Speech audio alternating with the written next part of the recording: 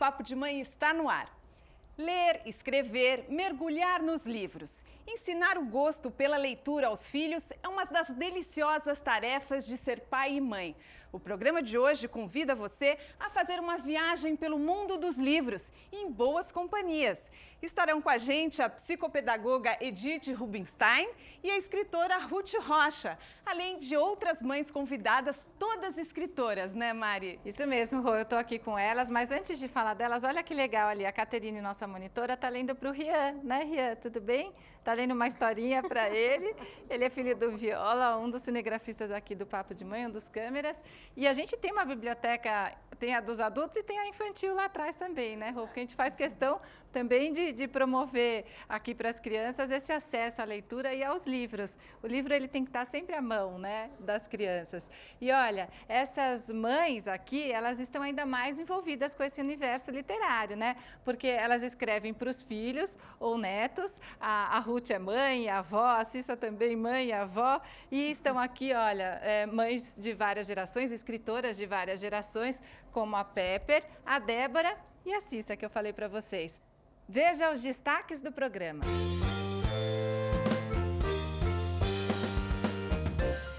Todo mundo tem um livro que marcou a vida. Eu, por exemplo, tenho alguns. Todos da série Enrola e Desenrola, que dava para escolher o rumo da história e dava para ler como se fosse um outro livro novamente. Ou então todos os livros da Ruth Rocha, mas principalmente o Marcelo Marmelo Martelo, porque o personagem principal tinha o meu nome. Enfim, muitas histórias que entram e ficam na nossa vida. E no programa de hoje você vai conhecer uma família de escritores. Pai, mãe e filhas. É daqui a pouco aqui no Papo de Mãe. Olha que legal. E o Marcelo comentou do livro, Marcelo Marmelo Martelo, que está aqui nas mãos da Roberta. Ô, Ruth, um livro que atravessa muitas gerações, né? A primeira publicação quando foi? Foi em 69, Olha na só. revista Recreio. Que legal. Depois ele saiu em livro em 76. Uhum. Quer dizer E até hoje encanta as crianças, né? Até hoje é meu livro que mais vende. Um sucesso, né? Vendeu mais de 4 milhões de cópias. Nossa! E esse aqui é o da Juliana, minha filha, porque a Juliana é uma fã da Ruth Rocha, que tá até com o nome dela, ó. E a Ruth fez a gentileza de escrever uma dedicatória para Juliana, ela vai ficar felicíssima. Ela queria muito ter vindo, mas não pôde participar. Ruth, você tem uma filha, né? Mariana, minha xará. Mariana. E quando você começou a escrever, você já era mãe ou veio Já. depois? Como é que Já foi? era mãe. É. Eu comecei a escrever já mais velha, eu já tinha 38 anos quando eu comecei. E ela já tinha nascido. E Ela te inspirou? A maternidade te inspirou um pouco? criança me inspira muito, sabe? Eu gosto de criança e eu gosto de conversar com criança. E ela, naturalmente, minhas sobrinhas, eu sempre conversei muito, contei muita história. E eu inventava as histórias para ela, porque minha filha, ela não queria a história da gata borralheira, não queria a história da Cinderela, ela queria a história, ela olhava assim, que era a história do copo. E eu tinha que inventar, inventava. E tantas inventei, até que uma pessoa me estimulou para eu escrever a primeira história. Olha, que Que gostoso. foi uma história que eu contava para ela. Quer dizer que os filhos acabam, sim, né? Influenciando nessa coisa das mães escreverem. Aconteceu isso com você também, Pepe? Comigo. E com você começou na gravidez, né? Na Conta pra gravidez, gente. a gravidez. Eu sou dentista, né? E sempre tive dificuldade em engravidar. E quando finalmente consegui engravidar, foi uma gravidez de risco. Altíssimo risco, por sinal. Então, eu teria que ficar os 9 meses de cama e ponto. Se quisesse tentar segurar o bebê nos meus braços. E assim foi. Só que trabalho desde nova. E com isso, eu comecei a ficar meio que depressiva. Uma coisa que eu nunca fui, comecei a ficar olhando para o teto, na cama, e lá, e todo mês, sem saber se o neném está vivo ou não, você começa a ficar com aquela angústia. E meu marido chegou em casa com um livro. Eu nunca me imaginei pegando livro de ficção, que eu só lia livro de odontologia. Aí comecei, depois dali, virou quase assim uma paixão. Comecei a ler na gestação. Eu li quase 100 livros numa gestação. Eu engolia os livros, eu engolia de desespero, assim, para passar o tempo e não pensar na gestação complicada. E eu digo que eu falo isso sempre, né? Os meus leitores sabem que quando eu tive o Ricardo, na verdade eu parei 2 filhos, porque eu tive meu filhinho e a literatura nasceu junto, porque eu não consegui mais me abandonar. Deixou de ser um hobby. Hoje eu divido odontologia e literatura. E como foi a sua infância? Você era uma criança que lia muito, que gostava de ler, teve esse estímulo? Eu sempre fui excelente aluna, mas eu não lia muito, eu lia apenas os livros escolares, até por uma família muito humilde. Não sobrava verba para essas coisas. Então, eram as coisas específicas que papai podia comprar e com muita limitação. E o Ricardo está com quantos anos? Ricardo está com 4 anos e meio. E nesses 4 anos, a Pepper, escritora, já escreveu quantos livros? 3 livros. 3 livros. 3 livros. E você é de uma geração nova que os livros estão todos digitais. São todos digitais, todos pela Amazon, e há 2 anos a trilogia para livro digital vem ganhando um boom muito grande mesmo. E é voltado para um público juvenil. Na casa de 17 anos. Mostra aqui para o Viola, na casa então. Viola vai mostrar de 17 anos de idade. Os direitos do livro impresso já foram comprados pela editora Valentina, que vai publicar toda a trilogia em um ano só. Então, toda a trilogia sairá os 3 livros. Não Pare, Não Olhe, Não Fuja, pela editora Valentina. Então, de repente, esse é um caminho Inverso. Novo de começar. Olha que interessante, né? A própria publicação digital se transformou na vitrine para que uma grande editora viesse até mim, né? Eu não não bati na porta de editora para ser publicada. A plataforma é uma plataforma bem interessante, bem fácil para os novos autores. Aqui o Não Olhe, uma plataforma muito fácil para novos autores. Ela democratizou a literatura, né? Eu acredito que democratizou, porque qualquer pessoa que tenha gosto pela escrita, que escreva com paixão, ela tem chance de se sobressair, que foi o meu caso. Eu não conhecia ninguém, mas foi o boca a boca. Foi o boca a boca que fez o livro ganhar vulto na Amazon e está quase 2 anos entre os 100 mais vendidos da Amazon, porque eu não fiz nada.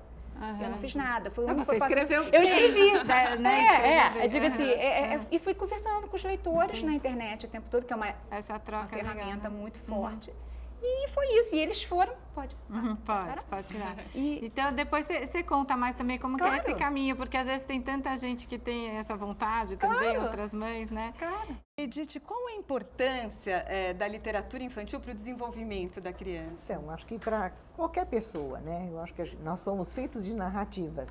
Então, quem não tem uma narrativa não se constitui como ser humano. Então, eu acho super importante que pai e mãe possam contar a história, não só ler história, mas que possam contar. Contar da sua própria história, contar do seu cotidiano, né? Que muitas crianças não têm essa experiência. E aí eu estou lembrando que a Ruth falou da filha que pediu para contar a história do copo, né? E eu estou lembrando do meu filho, que a gente contava história, lia história, e um dia ele falou para o meu marido, eu quero história de boca, não história de livro, que era tal de... Né? Então ele inventou uma história do índiozinho loiro, né? Índiozinho loiro. E ele gostava, até hoje ele fala dessa história que o pai contava para ele, índiozinho loiro. Mas no meu trabalho de psicopedagoga, eu procuro enganchar e encantar a criança, porque muitas vezes ela tem essa questão de não querer escrever por medo de escrever. E eu construo com elas pequenos livros e tento editar mesmo com fotografia, para ela levar os livros para casa, os que ela fez, e dá para quem que ela quer dar esse livro, ela faz dedicatória. Então, de alguma forma, enganchar essa criança nessa produção, nessa ligação com a literatura. Porque ela gostando de escrever, ela vai se tornar uma leitora melhor também, né? Eu conto muita história e leio muita história, especialmente para criança pequena e mesmo adolescente, que às vezes também tem uma resistência para ler, né? E a Débora, como se tornou escritora? E você tem uma filha também? Eu tenho uma filha, né? Eu já escrevia antes, né? Bom, na verdade eu comecei a escrever com 12 anos, aí eu brinco que eu fui escritora de gaveta até os 33. E aí aos 33 eu comecei também com blog, né? Acho que para a nossa geração foi importante, E você escrevia para qual público? Sempre adulto. Aliás, super adulto. Às vezes até com uma pitada assim, né? Mais erótica, assim, mas livros sérios, assim, que a adolescente não teria muito interesse. Mas para mim, acho que o que a Pauline trouxe, além, né, de escrever junto, por exemplo, meu primeiro romance, né, eu também escrevi durante a gestação, então assim, tinha essa coisa gostosa, né, de estar escrevendo junto e tentando construir algo junto. Mas depois de pela primeira vez voltar a ter um contato maior com o universo infantil.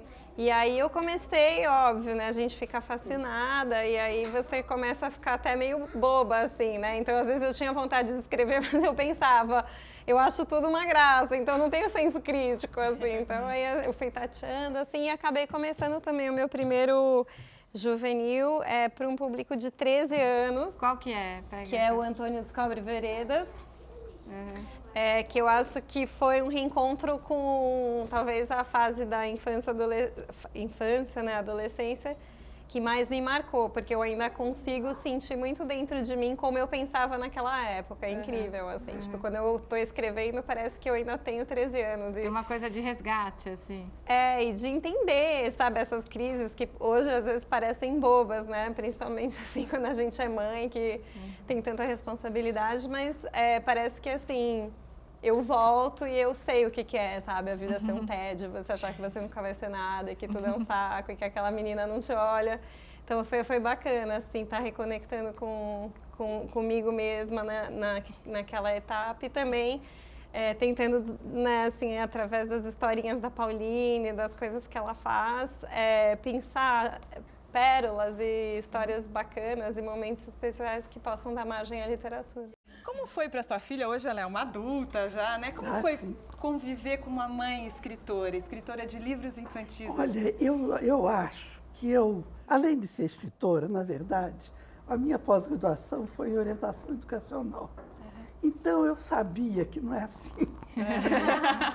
Eu sabia uma porção de coisas a respeito de como a criança é levada para a leitura. Eu sempre acreditei que a criança precisa ser estimulada em tudo.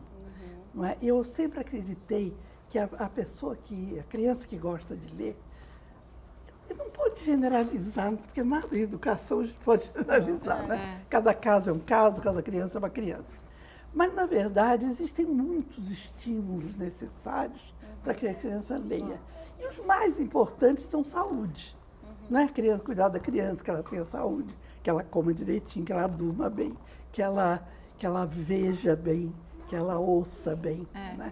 São coisas que as pessoas, quando pensam em estimular a criança para ler, não lembram disso. Que é essa base da vida. Né? A criança precisa ter saúde para gostar de ler. Depois, outra coisa que eu também tinha muita noção é que a gente precisa conversar com a criança. A criança tem que aprender a falar, ela tem que falar desde cedo, a gente tem que conversar com a criança.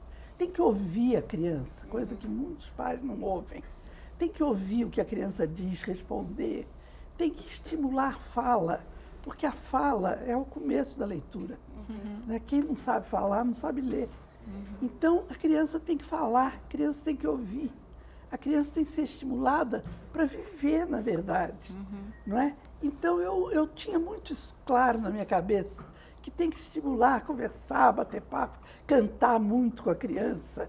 A mãe tem que cantar desde que a criança é pequenininha, cantar no berço, ensinar a criança brincadeiras, essas coisas, bambalalão, senhor capitão, essas coisinhas. Conversar muito com a criança. E a minha filha gosta muito de ler, lê muito, e ela teve uma formação boa. E os netos também? Os netos também. Um lê mais, outro lê menos. Eles estão grandes já? Eles são grandes. Eu tenho um de 20 anos, que é estudante de design e na faculdade, e tem outro de 17. O de 17 lê mais que o de 20. Qual que é o nome? Como é que eles chamam? Chamam Pedro e Miguel. Pedro e O de Miguel. 20 desenha muito bem. É um artista. Ah, que legal.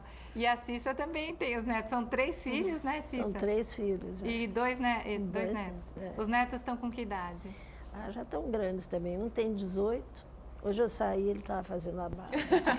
Meu Deus, meu Deus. E o outro tem 13. E como é que eles chamam? O de 13 chama Davi e o outro chama Theo. Ai, que gostoso. E Cissa, e você? Você já escreve também? Quantos livros publicados já? Mais de quantos? Acho que tem uns 20, assim, por aí. Que gostoso. 21. Quer dizer, também várias gerações já leram os seus livros. Né? É verdade. Né? Mas eu estava lembrando aqui, eu estava falando de como você entrou em contato, né, com a criação de história, com filhos.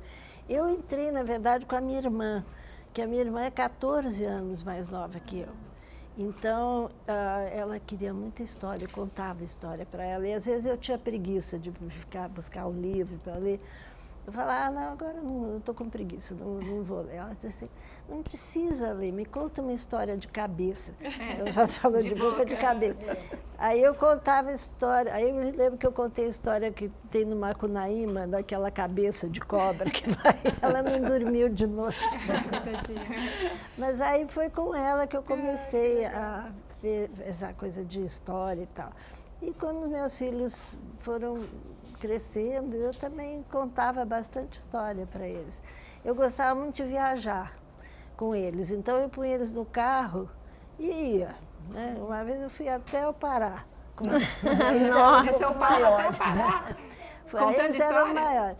Aí eu ia contando história. Não, e algumas histórias, os trava-línguas, né, que você escreveu, são histórias que até se tornam uma brincadeira, que é gostoso. É o que a Ruth falou, quer dizer, a coisa da palavra. Eu acho a palavra uma coisa tão mágica que você pode, né, você pode levar ela para uma coisa bem lúdica para a criança. E as crianças gostam, porque elas também estão aprendendo.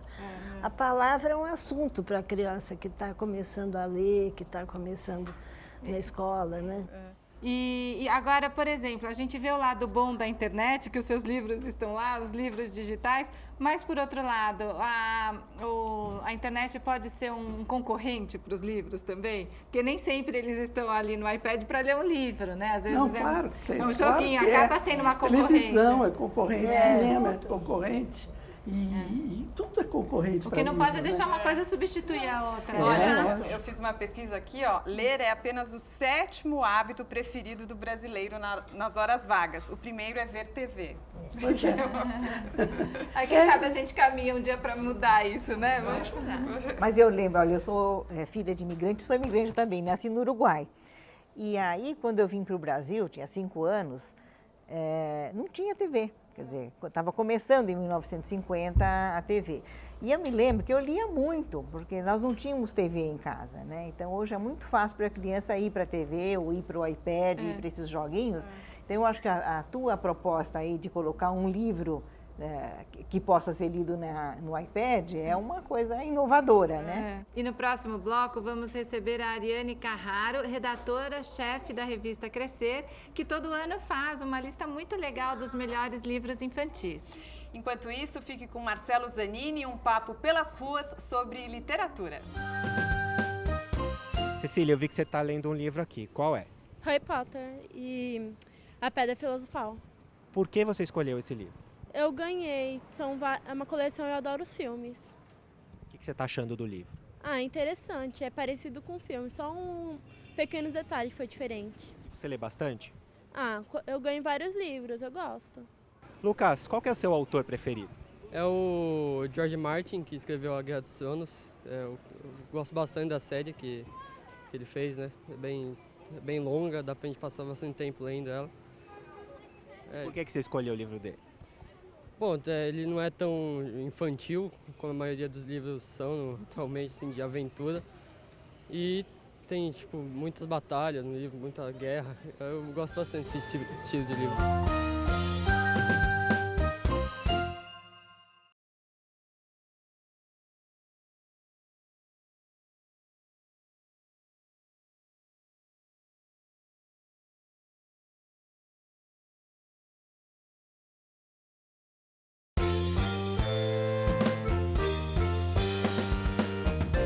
Você gosta de ler? Gosto muito, muito mesmo. Você incentiva? Principalmente para eles, Eu tenho uma filha também, então aí a gente acaba lendo um pouquinho, né? Sempre, geralmente, antes de dormir, eu tenho um horário exato para com eles. E é importante, porque você vê que, por exemplo, a minha filha agora está no 1º ano e ela incentivou muito a leitura dela. Então, para quem está no 1º ano, o desenvolvimento, até mesmo para quem está escrevendo, é ótimo, excelente. Essa aqui é a Zoe, tem 2 anos, e a Cássia, a mãe dela, tem um projeto de reunir pais e discutir literatura. Cássia, como é que funciona esse projeto? 2 vezes por mês, uma vez em cada espaço, a gente reúne 10 pais com seus filhos, com seus bebês, que é de 3 meses a 15 meses. E a gente discute um autor renomado da língua portuguesa. Agora, o que me ocorreu, Ruth, você aproveita a internet para ter esse contato com os leitores, que era uma coisa que não tinha, ou não dá conta? Eu não dou conta de internet, você sabe? Mas você é uma pessoa que gosta de entrar na internet? Não, eu não gosto, não. Eu tenho muito o que fazer. Eu trabalho muito, você não sabe como eu trabalho. Então não dá tempo de ficar na internet, todo mundo quer que eu entre no Facebook. Entra no Facebook, mas eu não tenho tempo para brincar de Facebook. Mas o pior é que toma tempo mesmo, ainda mais se as pessoas começam a falar com você e você for dar atenção para todo mundo. Eu recebo muito pedido, sabe? Todo mundo me pede tudo. E Ruth, que bom, tá trabalhando ainda, toda ativa. A gente pode revelar quantos anos você tá? 83. Olha só, muito lindo. Eu quero chegar com 83 anos assim. Eu muito também. Então, e trabalho muito, porque eu estou reeditando toda a minha obra pela Moderna. Eu já reeditei uns 120 livros, tem que reeditar mais 10. Sabe que é curioso? Uma vez entrevistei a Raquel de Queiroz e ela falou que ela nunca relia nenhum livro dela. É mesmo? Porque ela disse que se ela fosse reler, ela não ia gostar, então que ela preferia não reler. Sabe, eu gosto. Que curioso, né? Eu gosto de reler meus livros, eles são engraçados. A gente vai querendo sempre mexer. Mas tem engraçado mesmo do que... Agora eu estou também relendo muita coisa, porque nós estamos fazendo um site, meu neto que está fazendo para mim um site. Ah, tá vendo? Os netos fazem. Site não, site quem está fazendo é minha filha com meu sobrinho. Mas eu vou fazer no Facebook um perfil, mas vou fazer uma coisa profissional. Então nós estamos fazendo textos sobre os textos, fazendo tudo de novo. Aí o neto cuida. O neto cuida. Quer dizer, você não está conectada, mas estão te conectando. Estão me conectando, exatamente. Olha, a Cissa tá, né, Cissa? Um pouquinho. Eu tento também, porque também não sou assim... Mas tem ali no Facebook os livros da Cissa? Tem minha página dos livros da Cissa, né? Olha, agora aqui com a gente está também a Ariane Carraro, redatora-chefe da revista Crescer. Obrigada pela presença aqui no Papo de Mãe, Ariane. E a revista Crescer lança todo ano uma lista muito legal, né? Que são os 30 melhores livros infantis. Eu estou aqui com a última edição, vou mostrar para o André. Como é que vocês fazem a seleção desses livros? Qual é o critério, Ariane? É um trabalho grande. Eu brinco que é quase como um carnaval, né? Acabou um, você já quase começa o outro. Na verdade, é um trabalho que não interrompe. A gente tem uma sessão dedicada aos livros, a sessão Cuca Bacana. Então, ao longo do ano, a gente procura dar bastante espaço para leitura, tanto na revista impressa como no site. E são esses livros, seriam já a nossa seleção ao longo do ano. Esses livros são os livros que os nossos jurados, depois as pessoas que participam dessa seleção, também ficam atentos. Como a gente faz isso? Então, no começo do ano, não exatamente no começo do ano, mas lá por fevereiro ou no máximo março, a gente começa esse processo, convida todos os jurados já. Esse ano foram 38, às vezes esse número varia, mas o corpo de jurados é quase sempre o mesmo. É composto por doutores em literatura, doutores em letras, gente de mercado, bibliotecários, editores, tem bastante gente de donos de livrarias e também pessoas que trabalham em livrarias. E daí tem tanto livros nacionais quanto como estrangeiros, isso, a gente não limita. Esse ano, por coincidência, dos 30 livros, que é a seleção que sai, 15 são nacionais e 15 são de fora. É um trabalho muito importante para os pais também, que estão atrás aí de lançamentos, de obras interessantes para lerem para os filhos, né? Até começou por causa disso. Os pais procuravam muito a gente para saber que livro ele poderia comprar para o seu filho. Então, a primeira lista, que a gente agora vai para a 10ª, mas a primeira não foi nem os lançamentos, foram os 55 livros clássicos que você tem que ter em casa, né? Ah, legal, porque eu imaginei isso também. Quer dizer, essa lista agora é sempre com base nos lançamentos. Sim, com base nos lançamentos. Mas já tem uma lista daqueles que são... Essa primeira é o que todo pai deveria ver primeiro, eu acho. E daí tá lá no site da revista Crescer. Sim, tá no site da revista Crescer, pode ser acessado. Ai, gostoso. E daí, você já pensou em escrever para as crianças menores? Não, ou você nunca tá pensei. Com esse universo eu tenho uma sensação muito forte, um elo muito forte com crianças, adolescentes, porque como eu sou ortodontista, eu lido muito com adolescentes. Então, essa faixa de 14, 15 anos, esse universo, o primeiro amor, aquele conflito de sentimentos, parece que vai ser o único, eles sofrem por aquilo. Porque a dentista acaba sendo meio terapeuta também dos pacientes. Mas você acaba falando mais do que eles contam, né? Eles ficam de boca aberta, só eu falo, é um monólogo. Eu digo que pra mim é ótimo, é um monólogo. Estão lá e eu lá, falando. E hoje, quando eu te pergunto a sua profissão, o que você responde? Eu tenho duas profissões. Hoje eu tenho a odontologia e a literatura igualmente dividida, até na carga horária. Eu sou uma pessoa super organizada. Então, eu tenho tempo, horas, trabalho na odontologia e na literatura. Bom, e esse sotaque, a gente tem que falar até que a Pepper veio do Rio de Janeiro, especialmente por Obrigada, viu, Pepper? Ficamos felizes. A gente adora um sotaque diferente. Muito obrigada mesmo pelo convite, me senti muito honrada. Ai, gostoso. E você, a Débora, quer dizer, a sua profissão é escritora, né? Você é escritora. Eu sou antropóloga, eu também trabalho com antropologia, porque literatura é um desafio ainda, né? Principalmente literatura adulta. Então, é interessante, os mercados são bem distintos. E uma coisa que eu tenho que perguntar, dá para viver dos livros? Então, acho que aqui é um pouco isso. Literatura adulta, que é o que eu me dediquei os primeiros 6 anos, é bem difícil. Acho que é meio consenso, assim, quando eu ouço assim, o Rufato, o Milton Rotum falando que até hoje trabalha como arquiteto. É difícil, é um projeto a médio e longo prazo, mas literatura infantil e juvenil é muito mais real a perspectiva de viver disso. Mas tem uma história engraçada que é a parte que é do Zélio, meu marido, que sempre viveu do desenho dele, da pintura. E a minha sobrinha era pequenininha, passou o dia conosco e ela olhava assim na janela. Aí chegou para a mãe e disse assim, descobriu um segredo. O tio Zélio não trabalha, ele fica o dia inteiro desenhando. Assim, ela fica o dia inteiro fazendo livro para criança. É engraçado. Hoje em dia, os meus filhos falam para mim, mãe, você não trabalha, você só fica no computador. Não está trabalhando. Hoje você escreve no computador, Ruth? Não, você escrevo à mão. Ainda escreve à mão? Não, eu já escrevi muito à máquina. Inclusive, como eu trabalhei muitos anos em editora, eu escrevia muito à máquina, eu escrevi sempre à máquina. Quando veio a máquina elétrica, me desandou. Eu não acertei com máquina elétrica, eletrônica, eu não acertei. Aí voltei a escrever à mão. Olha que curioso! Não se rendeu ao computador. Gosto de escrever à mão. Me dizem, mas o computador anda mais depressa. Eu não penso tão depressa assim. Eu vou escrevendo à mão, vai indo no meu ritmo. Que gostoso! E você faz o quê? Você pega um caderno? Eu tenho prancheta, boto uns papéis, de preferência um papel especial, e escrevo com caneta hidrográfica, aquela pretona, assim, bem preta. E a sua letra é bonita, quer dizer, dá para entender bem a letra depois que a gente viu aqui no...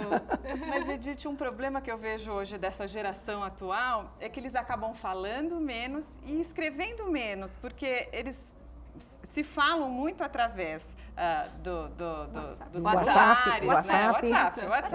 Então, eles escrevem abreviando, falam menos, se comunicam menos, porque eles se comunicam só através dos eletrônicos. Isso é ruim também, né? Acaba deixando de ter esse convívio mais pessoal para ter esse convívio mais através da internet, das redes sociais.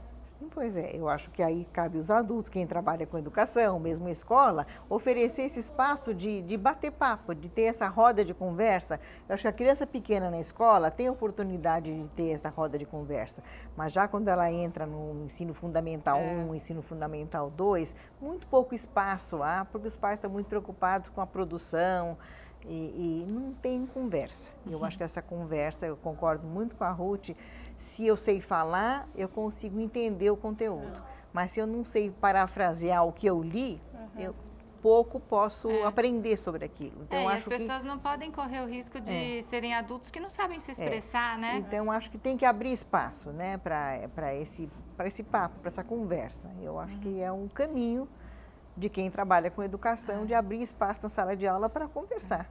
Rui, eu vou aproveitar agora, porque a gente vai assistir uma reportagem. A repórter Fernanda de Luca foi conversar com jovens escritoras. São as irmãs Klink, que resolveram escrever sobre suas aventuras.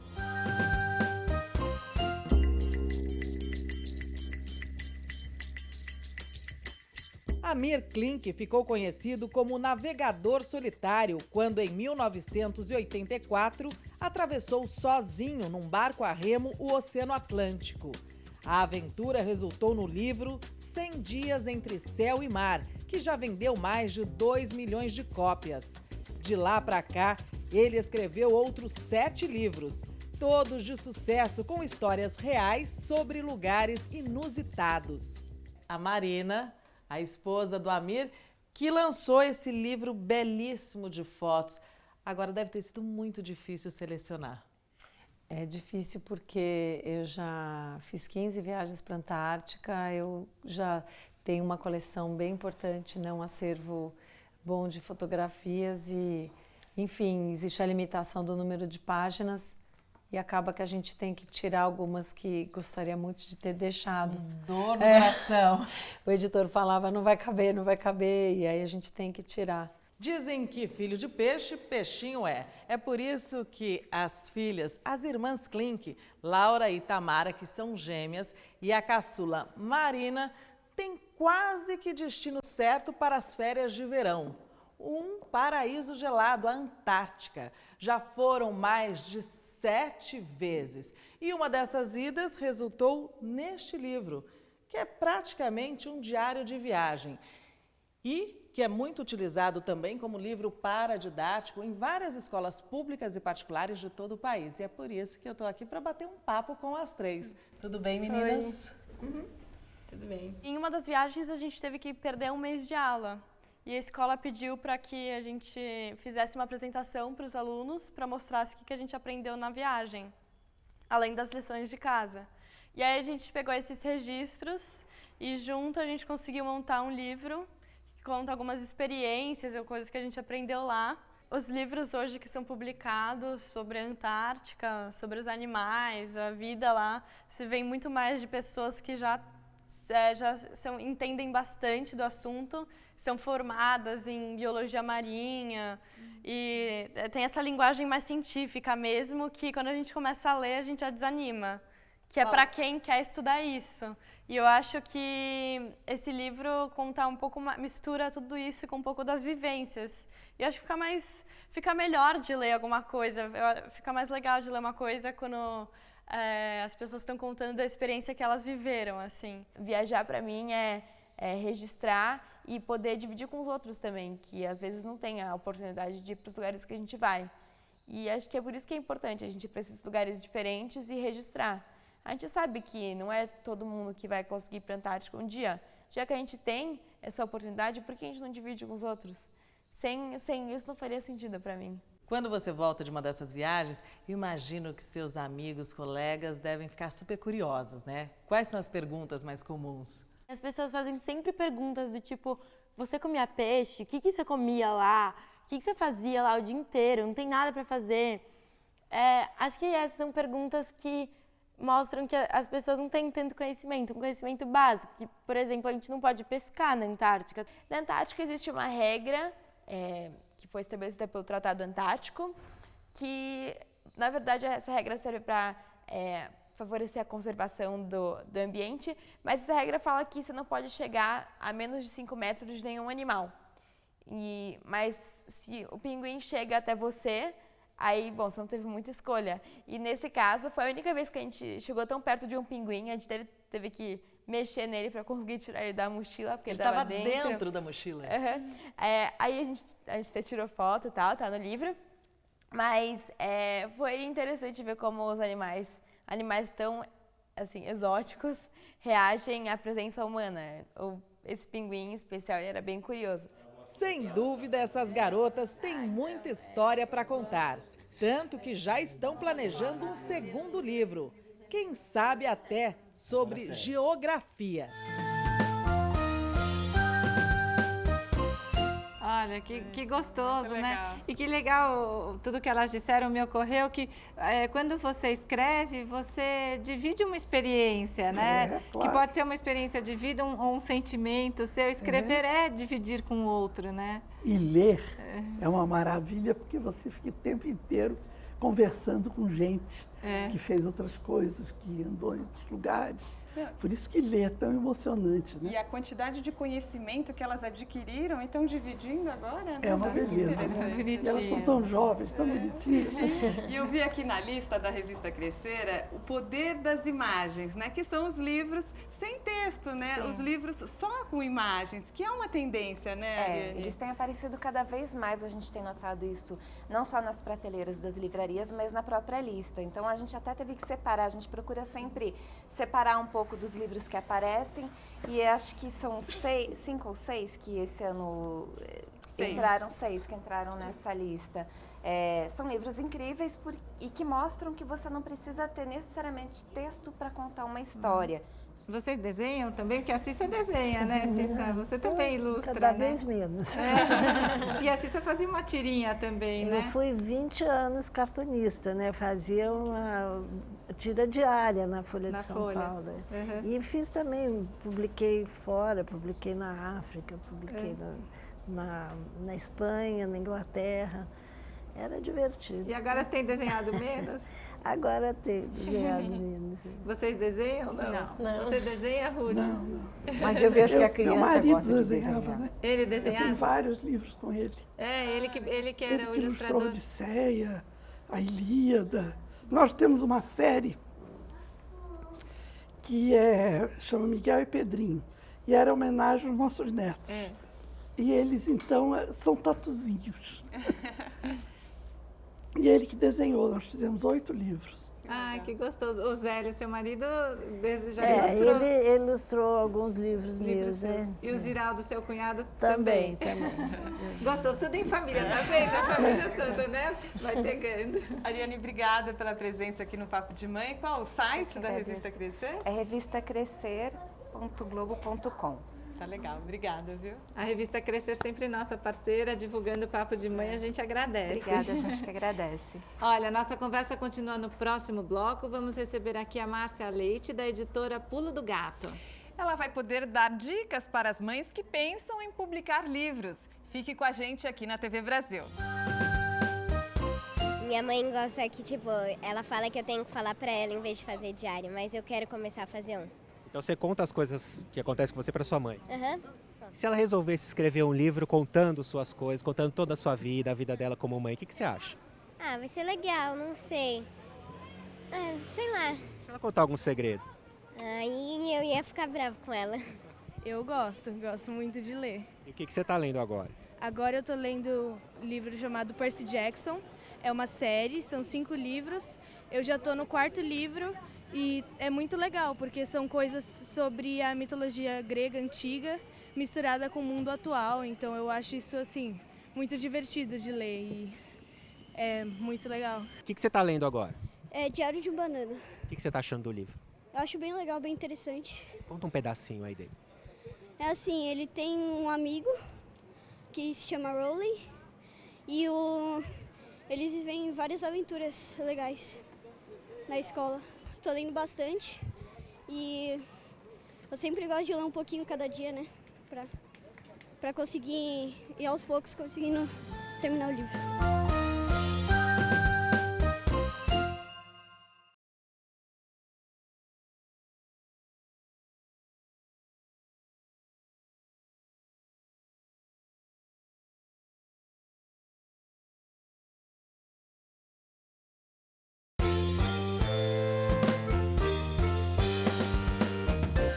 Você costuma ler com seus filhos?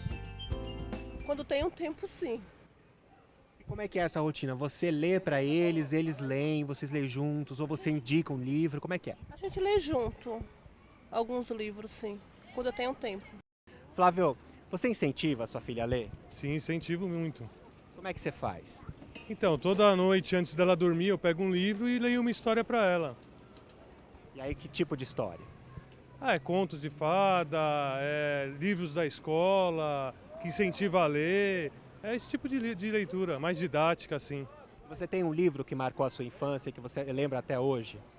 Eu lembro do livro chamado Pedrinho Esqueleto, que é bem bacana.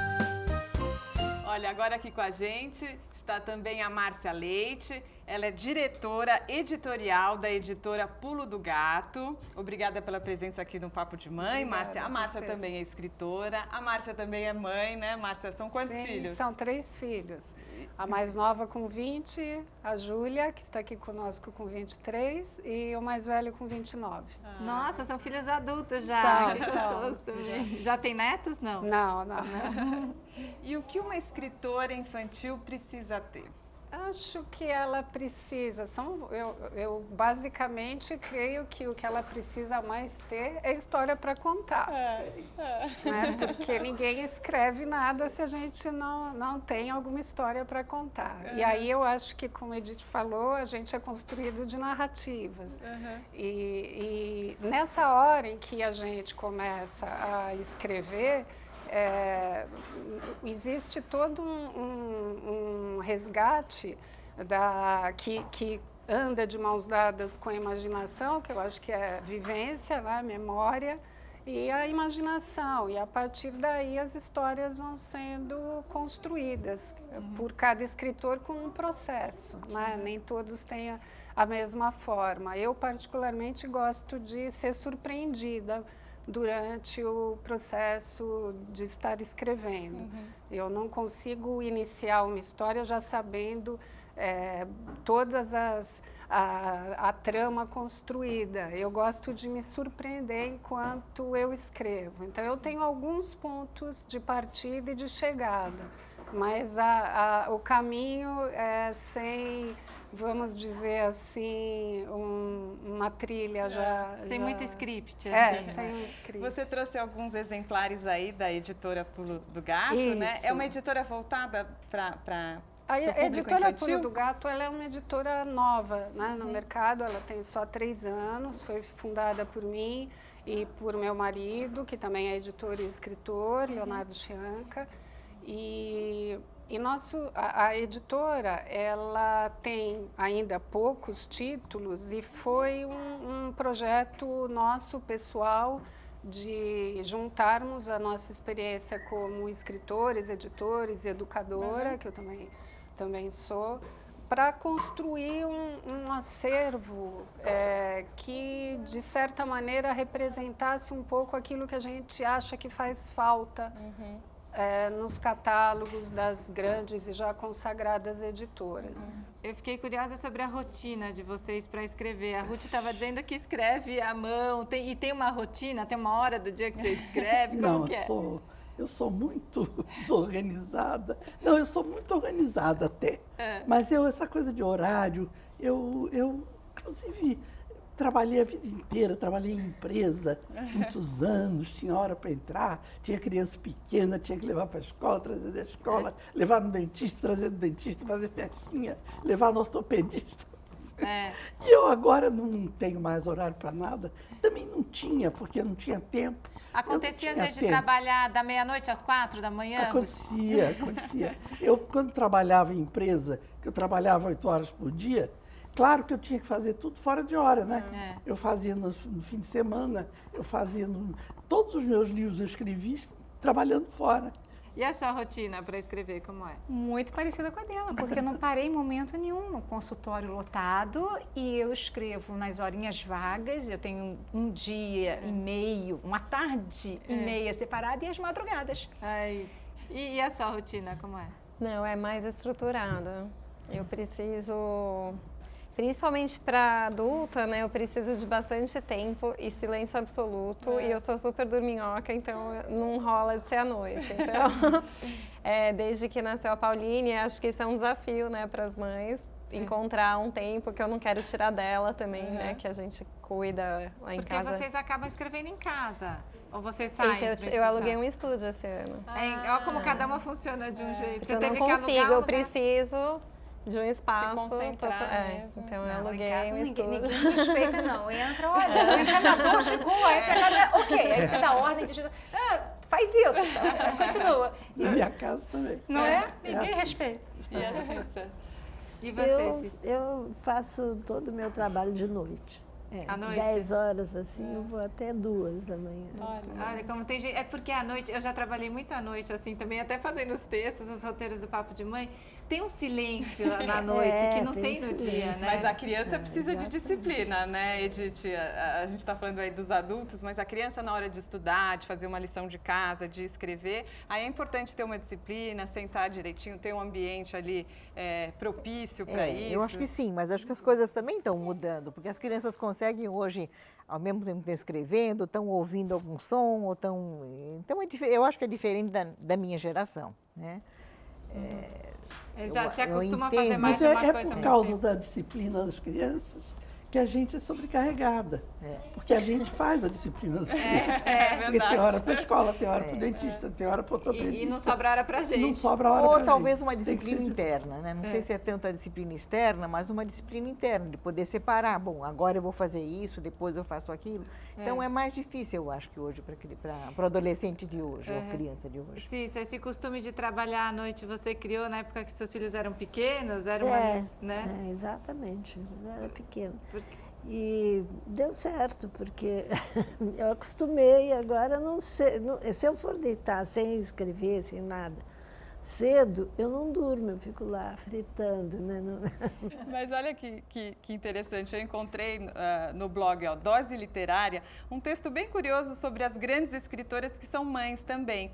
O endereço é doseliterária.com.br. Aí fala da Agatha Christie, da Raquel de Queiroz, Lígia Fagundes Telles. Aí, olha que interessante, da Clarice Lispector, ela escrevia seus romances com a máquina de escrever no colo, enquanto cuidava dos filhos pequenos.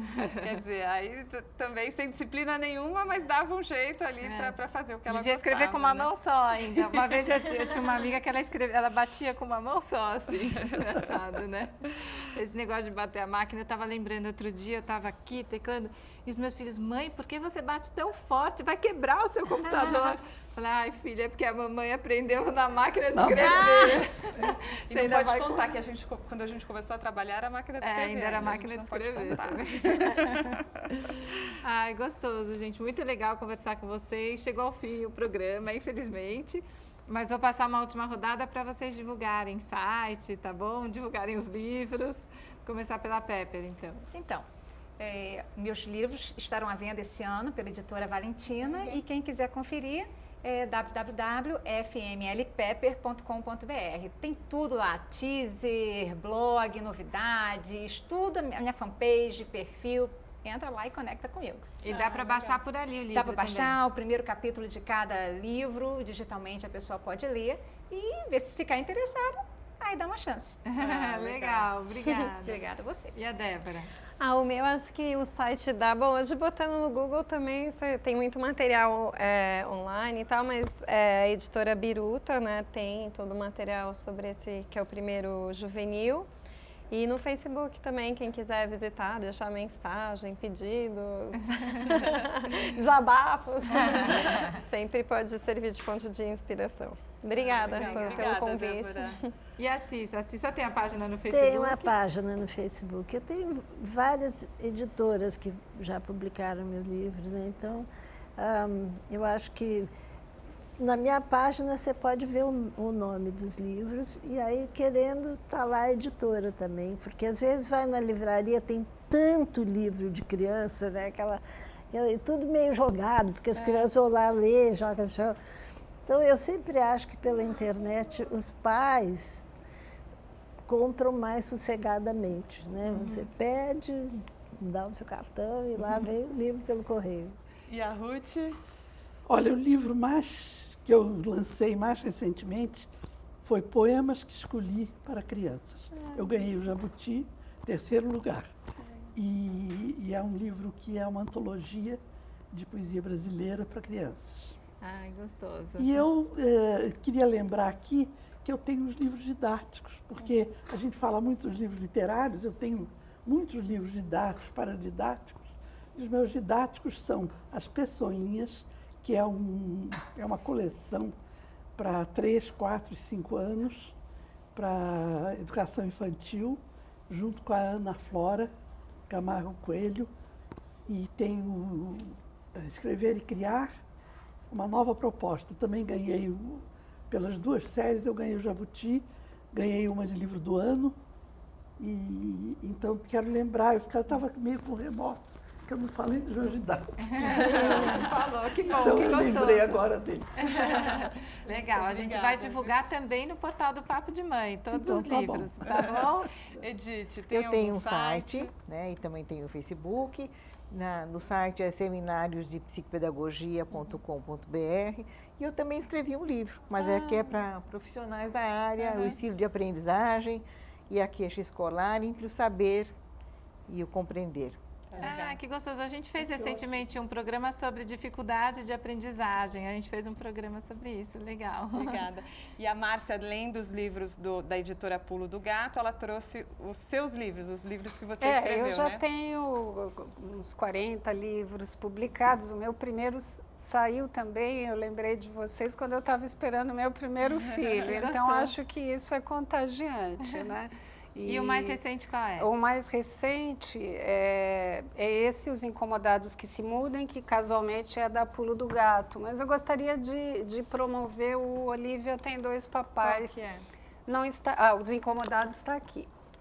E o Olivia Tem Dois Papais? E o Olivia Tem Dois Papais não está aqui, que é da Companhia das Letrinhas. Então foi o anterior a esse.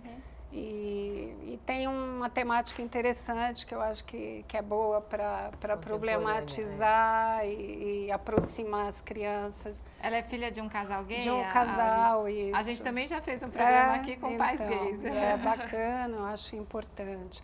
E os meus livros são por várias editoras, assim como a Cissa. Então, acho que é por meio do meu site, que é www.marcialeite.com.br.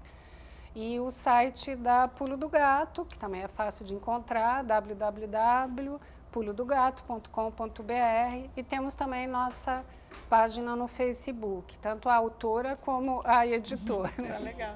Ai, que pena que acabou a conversa. Obrigada a todas de coração por terem vindo, viu? Nós que agradecemos. Olha, e no próximo programa nós vamos falar sobre asma e bronquite. Quais as diferenças entre essas doenças das vias respiratórias? Os sintomas são parecidos e muita gente confunde mesmo. Como é a tosse do seu filho? Ela dura muito tempo? E durante a semana você pode nos acompanhar pelo nosso portal e pelas redes sociais. Semana que vem tem mais aqui na TV Brasil. Até lá! Até!